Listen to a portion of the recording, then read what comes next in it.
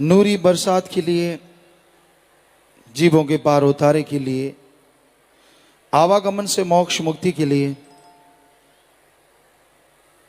एक युक्ति लेके आए, एक तरीका बताने आए। तो इस संसार में आदिकाल से ही राम नाम चलता, अल्लाह वाहिगुरु गॉड खुदा रब नाम का चलता आया। उसके लाखों करोड़ों नाम बताए और सभी ने उन पे अपना अपना बिजनेस व्यापार शुरू कर लिया। कोई अल्लाह के नाम पे, कोई राम के नाम पे, परमात्मा गॉड खुदा रब के नाम पे। जबकि ये अलग अलग धर्म, अलग अलग मजहब जो बने हैं, ये भाषा अलग होने की वजह से अलग अलग भाषा है।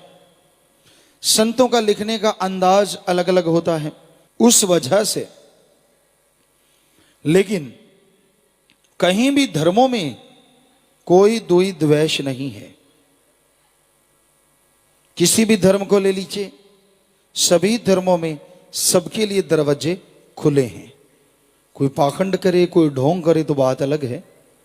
तो हर धर्म, हर मजहब में एक ही संदेश है, ईश्वर को पाना है और उसकी औलाद से निस्वार्थ भावना से प्यार कमाना है। निस्वार्थ, बेगर्ज सबसे प्यार रखो। अपने अंदर कभी नफरत ना आने दो। ईर्ष्या, नफरत इंसान को बर्बाद कर देती है। और कोयला जल भयो राख, ईर्ष्या नफरत में इंसान ऐसा जलो, ना कोयला भयो ना राख। लकड़ी जलती है, उसके कोयले बन जाते हैं। कोयलों को जलाओ तो राख यानी खत्म हो जाता है। लेकिन ईर्ष्या, नफरत, द्वेष, द्वेष में इंसान ऐसा जलता है, ऐसा जलता है, ना वो कोयला बनता है ना राख, बल्कि ताउम्र सुलगता रहता है, तड़फता रहता है, व्याकुल रहता है। इसलिए कभी भी ईर्ष्या, नफरत, द्वेष, द्वेष अपने अंदर आने ना दो। सबसे बेगर्ज निस्वार्थ भावना से प्यार करो।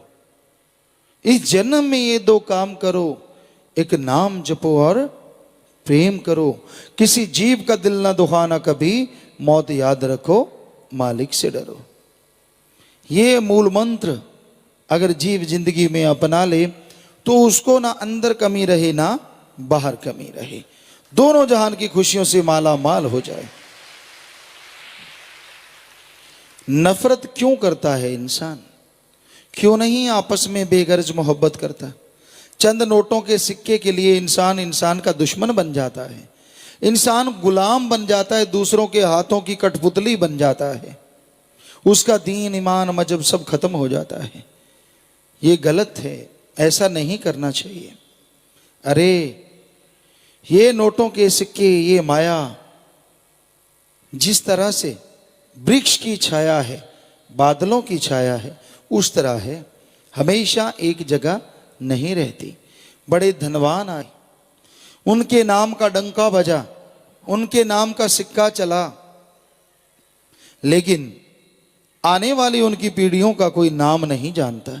और आज उनकी पीढ़ियां कहां हैं, किधर गई, पता ही कुछ नहीं। तो कहने का मतलब, हम ये नहीं कहते कि दौलत कमाओ ना, जीने के लिए कमाओ। अगर कमाने के लिए जीने लग गए तो सारी उम्र कोलू वाला बैल बने रहोगे। पहले गन्ना, जैसे यहाँ ईख है, उसका रस निकालते, आज भी शायद झोटा बुगी वगैरह लगाते होंगे कई जगह गरीब किसान। या सरसों का तेल जो होता उसको बनाया जाता, सरसों डाली जाती, उसकी खड़ बनती, तो वो कोहलू पे बैल चला करते, बैल चलते या ऊंट चला करते। अलग अलग इलाका है अपने अपने हिसाब से। तो उनकी आंखों में यूं ऐसे पर्दे से लगा देते साइडों में कि ताकि सीधा ही देख सके, यूं इधर उधर ना देखे।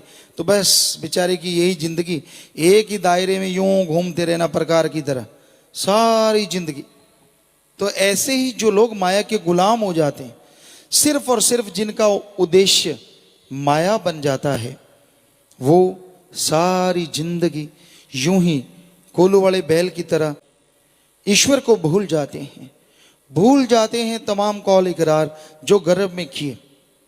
तो इनसे बचने के लिए सत्संग में आना, सुन के अमल कमाना अति जरूरी है।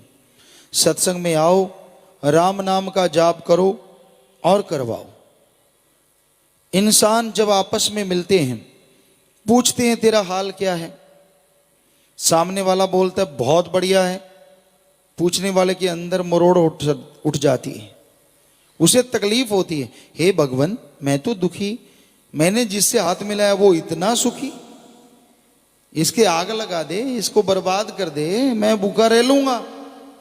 और सामने वाला कह दे यार बड़ा दुखी हूं, बड़ा परेशान हूं, तो मुंह तो वैसा करेगा उसके साथ, अच्छा यार कोई मालिक से करे दुआ, मेहनत करना, अंदर लड्डू फूटते मजा आ गया, अच्छा ये दुखी है, यही चाहिए था, बहुत गर्दन ऊंची कर कर चलता था। तो ऐसा कलयुग है, लोग किसी को सुखी देख के खुश नहीं होते, चाहे आप मानो चाहे ना मानो। आज ज्यादातर दुख का कारण ये है फला आदमी सुखी क्यों है, खुद को जो मिलता है उसको भूल जाता है, पर पड़ोसी के चवारा क्यों बन गया। खुद के पास कार है, पड़ोसी के पास साइकिल था, खुद की कार नहीं दिखती, उसको स्कूटर क्यों मिला, साइकिल से स्कूटर पे कैसे आ गया। आपस में और पूछो भाई तेरा सुमरन कैसा चलता है, तेरा राम से प्यार कैसा है, सतगुरु से प्यार कैसा है, भक्ति कैसे चल रही है। इसमें कोई ईर्ष्या नफरत नहीं होगी, बल्कि उसको खुद को करना पड़ेगा कि यार मैं भी करूं, ताकि बताने वाला बनूं कि मेरा भी ठीक चल रहा है। तो इसलिए जब भी मिलो नारा लगाओ, क्योंकि रूहानियत में झुक गया सो पा गया, तन गया सो गवा गया।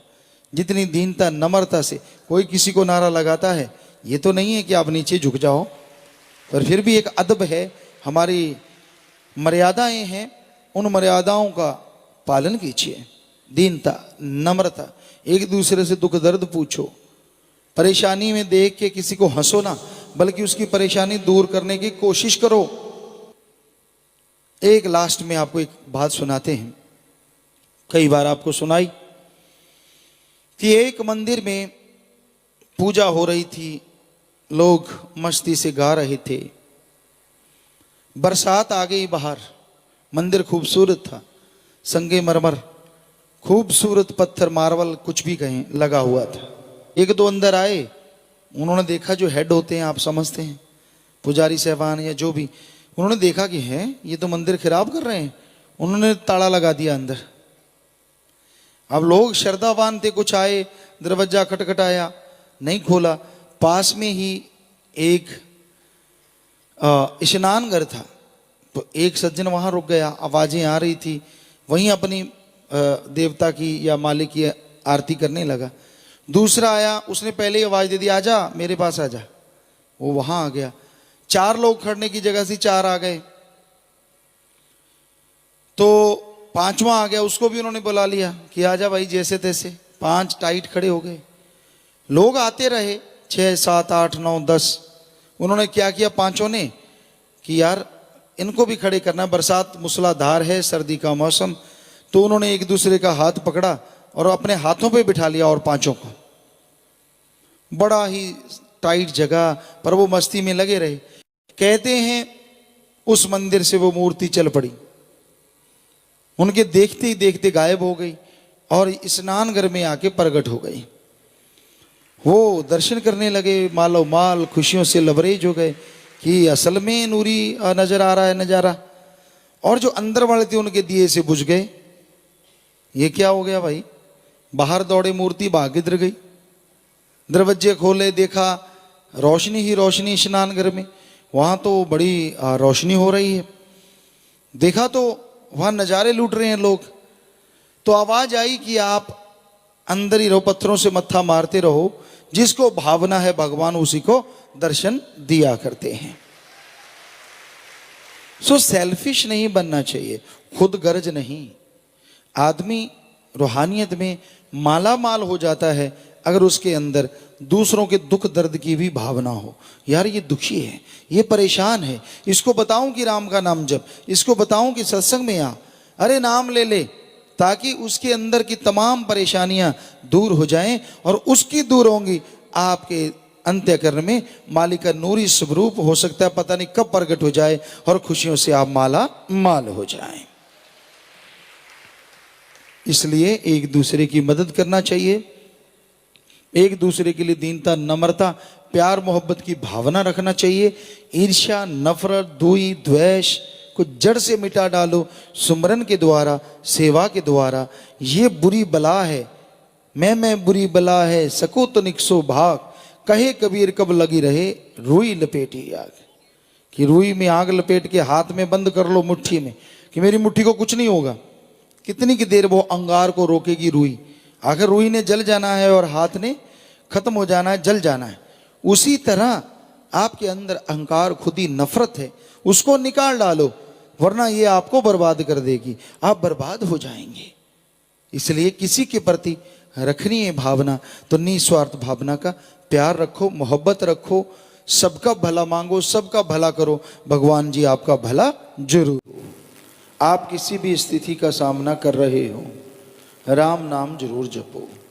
इस मन का कोई भरोसा नहीं, क्या पता कहाँ दगा दे जाए, क्या पता कहाँ डुबो दे। वैसे मन डुबोता मझधार में है।